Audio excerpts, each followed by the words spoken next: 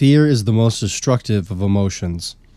Fear is to a man's soul as a drop of poison is to a well of spring water. Fear wears so many different masks and comes in so many forms. Deep down in our subconscious, we are wise enough to recognize the fragility of how this universe was put together, that our existence and survival hangs on the invisible threads of God's grace. In our conscious awareness, fear is a vague but constantly nagging uneasiness. Most people do not even know that they are afraid most of the time. Once there was a reporter who, during an interview, asked a well-known national news anchorman, "What are you afraid of?" The anchorman was taken by surprise and placed in a potentially vulnerable position. He would have to truly expose himself if he were to deal with it honestly. He quickly addressed the question by giving superficial answers.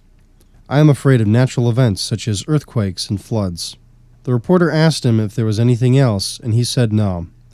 The anchorman could not tell the truth for fear of what his audience would think. It was obvious that one of his biggest fears was to answer this question. But it was not his fault that he felt he needed to lie by omission. In general, it is unacceptable in our society to admit your fears in a formal or business environment. Wherever we turn, we are face to face with different aspects of fear. It is the biggest barrier for us to overcome in order to experience and fulfill our true potential. If you intend to practice thick face, black heart, it is vitally important that you take a good look at how and when fear manifests itself in your life. Although the experience of fear is universal, it assumes different forms for each individual. I grew up in a family where fear was the regular staple served during breakfast, lunch, and dinner. My parents grew up under the domination of the Japanese Imperial Army in Manchuria. Fear was the main element the Japanese utilized to control the Chinese citizens.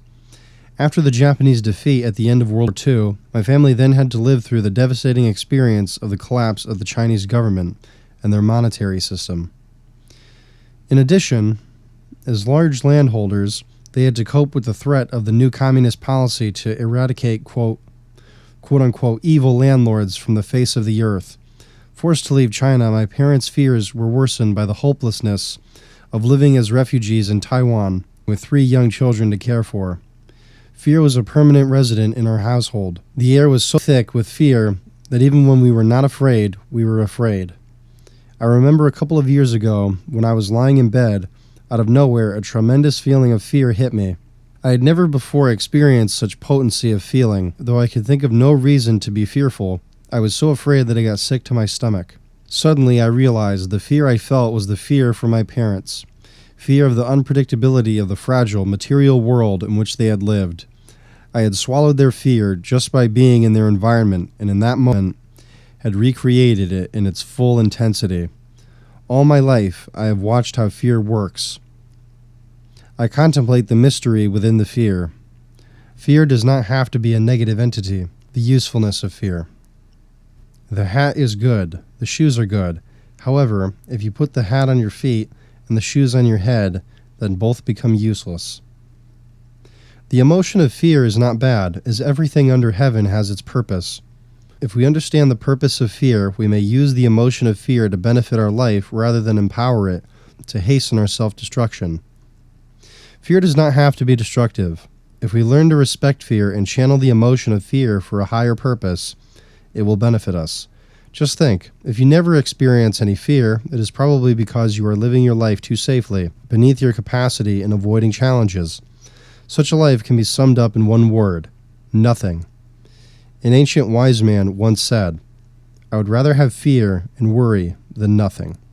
Due to the grace of fear, we learn to respect the laws of nature. We do not foolishly jump into a blazing fire or drown ourselves in the depths of the ocean. We do not jump out of an airplane without proper training and equipment. Due to the grace of fear, a mother will tenderly watch and protect her child from harm. Do not be afraid of fear. Employ thick-faced black heart to shield and protect you from the illusion of harm. Our Creator did not place fear in our hearts in order to destroy us, but rather to guide and protect us. Understand your fear, befriend your fear, talk to your fear, and ask how you can utilize it for your benefit rather than your destruction. To the grace of fear, I pay respect and bow deeply.